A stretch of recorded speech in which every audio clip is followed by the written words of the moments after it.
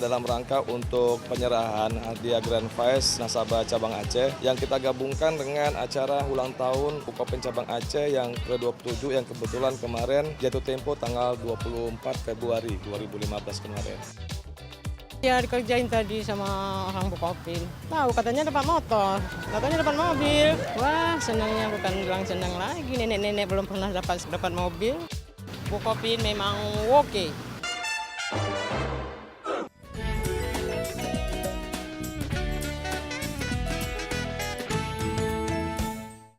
Bencana banjir selalu mengintai ketika musim hujan tiba. Tidak hanya membawa genangan air, banjir juga membawa serta penyakit yang mengancam para korban banjir.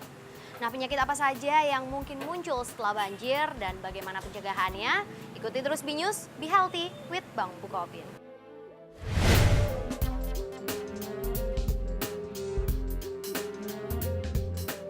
Bencana banjir yang datang tak hanya menimbulkan resiko kesehatan ketika air masih tergenang. Setelah banjir surut, banyak potensi resiko kesehatan yang dapat mengancam para korban banjir. Daya tahan tubuh yang menurun akibat lingkungan kotor membuat penyakit menular mudah sekali menyebar. Infeksi saluran pernafasan akut atau ISPA juga sering menyebar ke korban banjir. Penyebabnya adalah bakteri dan virus dan berbagai mikroba lainnya yang pesat berkembang biak karena kelembapan lingkungan di kala banjir. Gejala yang muncul antara lain berupa batuk, demam, sesak nafas, dan nyeri dada. ISPA dapat dicegah dengan menjaga kondisi tubuh tetap hangat dan mengkonsumsi makanan yang sehat. Jika sudah tertular, penderita dapat meminum obat antibiotik. Diare juga menjadi penyakit yang sering diderita korban banjir. Genangan air banjir dapat mencemari sumur-sumur pompa, yang pada akhirnya membawa bibit penyakit.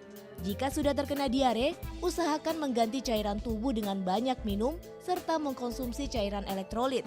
Diare dapat dicegah dengan merebus air minum hingga matang, selalu mencuci tangan dengan sabun sebelum makan atau sesudah buang hajat.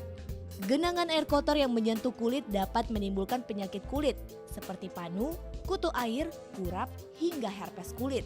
Risiko tertular penyakit kulit dapat dikurangi dengan menghindari sentuhan dengan genangan banjir. Sedangkan leptospirosis juga tak jarang menyebar ketika dan pasca banjir. Penyakit ini disebabkan oleh bakteri Leptospira dari air seni dan kotoran hewan, terutama tikus. Bakteri ini bisa masuk ke tubuh melalui makanan, minuman, atau melalui selaput lendir di hidung dan mata, maupun lewat permukaan kulit yang terluka. Leptospirosis bisa menyebabkan peradangan pada ginjal dan hati. Untuk mencegah penyakit ini sebisa mungkin hindari kontak dengan air banjir dengan mengenakan sepatu boot, sarung tangan karet, atau jas hujan berlengan panjang. Banjir yang surut menyisakan kondisi tempat tinggal yang kotor. Kondisi ini membuat rumah menjadi kurang nyaman dan kurang sehat. Sisa kotoran, air banjir, dan kemungkinan sampah yang tertinggal dapat membuat resiko bagi kesehatan keluarga. Nah, bagaimanakah cara membersihkan rumah setelah banjir? Kita simak perbincangan yang berikut ini.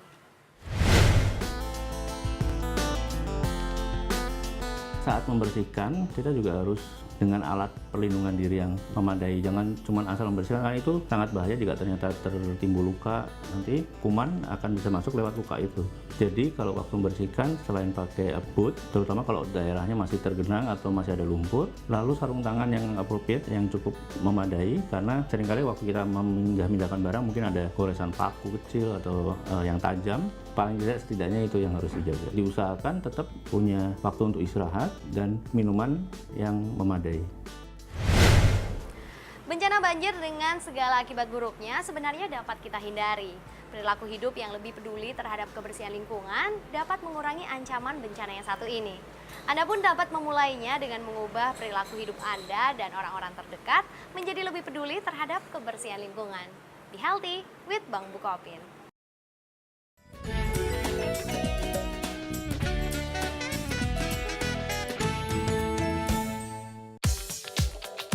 Cara hari ini lagi ngerayain ulang tahun Indo Mini Club yang ketiga. Jadi kan setiap tahun kita ngerayain kayak gini mungkin, tapi tahun ini lagi yang paling besar sih. Terima kasih juga buat Bang Bukopin karena untuk mensupport kita dalam bentuk kartu member yang bisa dijadikan kartu debit. Itu cukup keren untuk member-member kita, semua pada tertarik sih. Kita anggap aja mungkin itu hadiah ulang tahun dari Bang Bukopin. Bukopin memang oke.